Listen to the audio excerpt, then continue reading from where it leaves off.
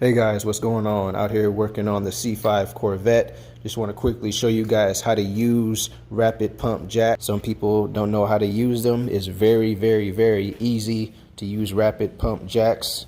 They make mechanics and do-it-yourselfers like me jobs easier and faster, so we can get them done faster and get back to our lives. So that's the reason why we purchase lifts and rapid pump jacks, to get jobs done faster. Everybody loves efficiency and wants to get work done faster, and this is it for your do-it-yourselfers or your mechanics, or if your backyard mechanics as well. So Daytona low profile rapid pump 3-ton jack. I use this jack on my C5 Corvette because it's so low to the ground. I have a higher profile jack that I use on my truck. All right, so very easy to use. This Daytona Jack, or most of the Daytona Jacks, already come pre-assembled with the base all together.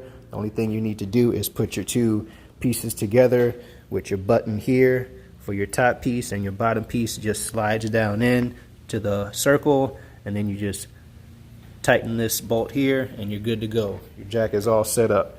So how to use your jack. All right, pull, turn it all the way to the right to where it won't go anymore. Now you're set up to start pumping your jack and get your car lifted up.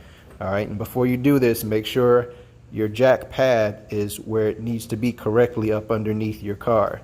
Now, a lot of people just throw their jack up under there and start cranking it up, and then you'll see those funny YouTube videos with people using these, and then the puck or the pad here goes right up underneath their floorboard, and you hear a cracking sound, or they crack their door and their side plates or side fairings on their car, and it's just a bad thing. So make sure your jack is where it correctly needs to be before you start jacking these things. So again, make sure it's all the way to the right. Start pumping it up where you need your car to be.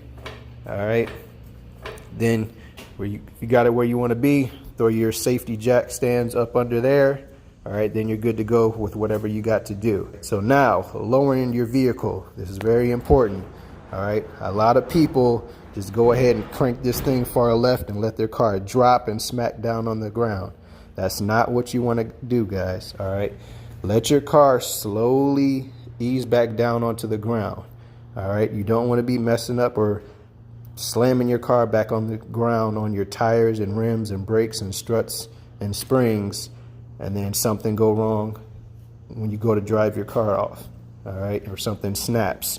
That's the worst thing you want to do. You do your hard work, you want to get done and get back to enjoying your vehicle. All right, so when you're lowering your car, all right, a lot of guys, this is what I just said, just crank this thing hard left and it starts going down fast like that. Don't do that. Let it down slow. All it is a small turn of the wrist. Keep going until your car starts to go down slowly. All right, so watch it here. That's how slow it should be going, all right, to get your car back on the ground. And that's how you properly set your car back on the ground. Do not slam your cars back on the ground, all right? So very easy process to use a rapid pump jack, guys. So if you want to get your work done faster, get yourself a jack. It doesn't have to be low profile. This is just what I use for low cars, because I have a C5 and it's very low to the ground. Like I said, I have a higher profile jack that I use on my truck. If you have like a sedan or anything, you're just fine with using a low profile or a higher profile jack. But with lower cars that are about 3-4 inches off the ground, if that, you got to go with a low profile jack. So click on to the next video, guys, and I'll show you guys how I lift up my C5 Corvette with my low profile Daytona Jack. Just hit that subscribe button, and I'll see you guys in the next one. Peace.